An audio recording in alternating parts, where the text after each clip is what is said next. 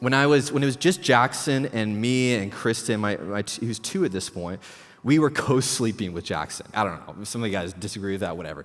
we co-slept with him up to our 2. We just loved him in the bed. But there was a point where this kid's getting big and he's like starfish sleeping. He's like kicking my kidneys and I'm like, I cannot get a good night's sleep. And we were like done. We're like, okay, we're putting this kid in this crib. We bought this stinking crib. We're going to use it. And so we were like, this is the final draw. It doesn't matter how much he cries. He is going in this crib tonight and he's sleeping there. And so I even go to Walmart. I get this like fancy aquarium thing where it like glows lights and lullaby things. And like this thing will put him to sleep.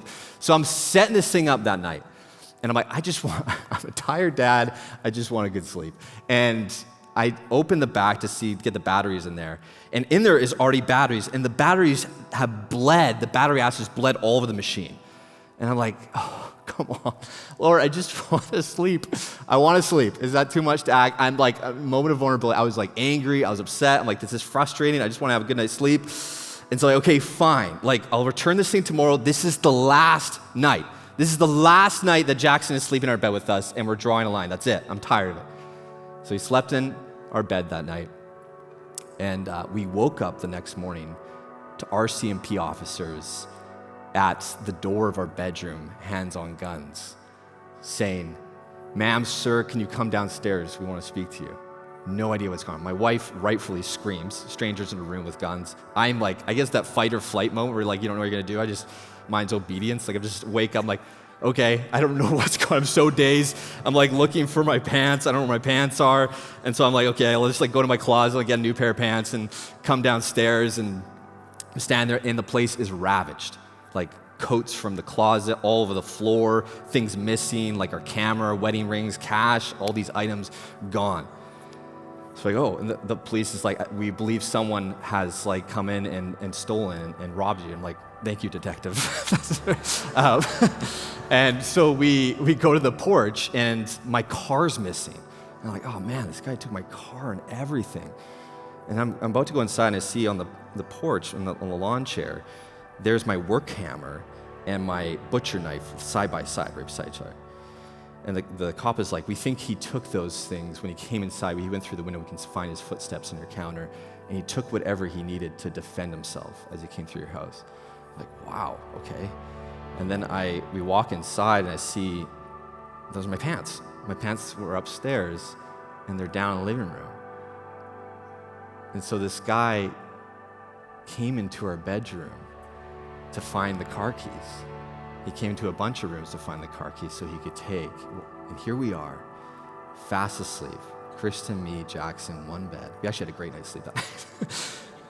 And this guy is in our room trying to find car keys, armed, a couple feet from where my wife is sleeping. And here's the kicker in all this. In reviews, we're talking to the cops. We also noticed the light in Jackson's rooms was on. We turned it off. So we know this guy came into that room looking for whatever he needed to. Here's how that would have played out if we got this aquarium thing to work, if the batteries were there. He would have slept in his crib. This man would have woke up my kid as he's looking for car keys. And naturally, as a good husband, I would have sent my wife, because go feed Jackson as he wants you. And I would have sent my wife and cornered a man who was armed in the other room of our house. So there's moments in our life like this where we do get to see the fingerprints of God, of why he did what he did, why the batteries bled, why he put a Jackson in our room. It's like, wow, we get to step back and even in the pain, the frustration, we get to see, oh, okay, that's why he's taking care of us. But often we don't. There's many people in this room that life has thrown you through the ringer. It's flipped you upside down, and there's moments and you're left with that just overwhelming haze of just that mystery, face to face with it, of like, why is this happening to me? Why now? Why in this way? Why that person? And where good counsel falls short and fails us, where reason fails us, we try and make sense of it, where experience fails us, we have no choice. We have literally no choice but to fall back and cling to that one simple line in Romans 8, that we know that in all things, God works for the good of those who love him. That's all we got. in those moments of tragedy, in those moments of pain, those moments of what is going on, we have to just cling to a text like this and trust that he's doing something so beyond we can see and measure, and we can only see on the other side of eternity.